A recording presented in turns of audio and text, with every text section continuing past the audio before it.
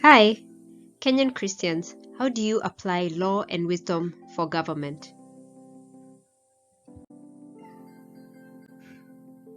We believe that the Holy Bible was written by men divinely inspired and is a perfect treasure of heavenly instruction, that it has God for its author, salvation for its end, and truth without any mixture of error for its matter. That it reveals the principles by which God will judge us, and therefore is and shall remain to the end of the world the true center of Christian union and the supreme standard by which all human conduct, creeds, and opinions should be tried. Christians need to be able to know how to distinguish between law and wisdom and how to be led by each. Things ordained by divine law we hold with firm grip in all times and places. Things left to wisdom we hold with a looser grip, knowing that the right path, to some extent, depends on time and place. Should a Christian be for or against gun control, for or against environmental protection policies, for or against universal health care and the wealth redistribution which typically requires via higher taxes? How should a Christian in government decide what is a crime and what the punishment should be? Not all sin should be a crime, right? But when should sin be a crime? When shouldn't it? Which party should a Christian belong to? Can a Christian be a divorce lawyer? Should a Christian vote when he or she only has a choice between a candidate who represents injustice X and one who represents injustice Y? What is the relationship between law and wisdom? First of all, law is absolute and unchanging. I don't care what nation or century you live in, you shall not murder, you shall not steal. Most, if not all, Christians would agree these two commands belong in the law bucket, whether or not a person acknowledges Christ or God. Matters of wisdom, on the other hand, are not necessarily matters of complete moral indifference. Rather, they are matters that will make a difference in the peace, order, and flourishing of human lives, and do involve a number of moral principles. But the solution is not biblically prescribed or specified as a law, and the path to that solution is a complex moral calculation over which people might disagree.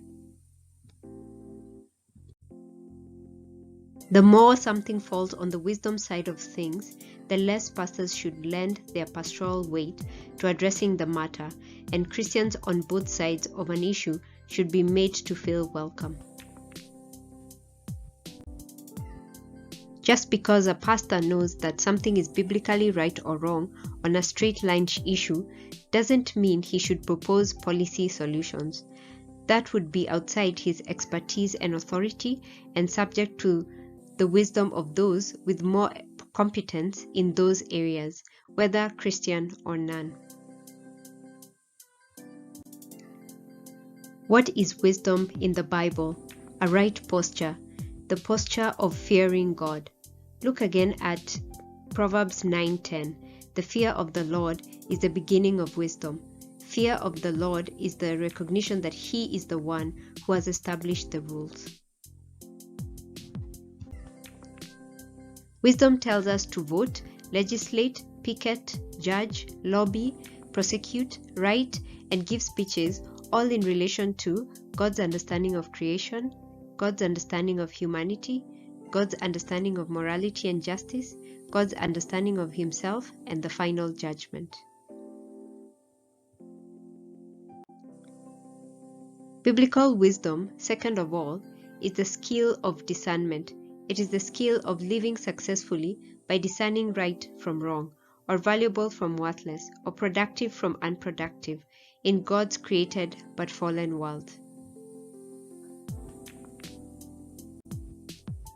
Wisdom is the skill of knowing people and what they are made of, and a decent sense of how they are going to act under certain circumstances.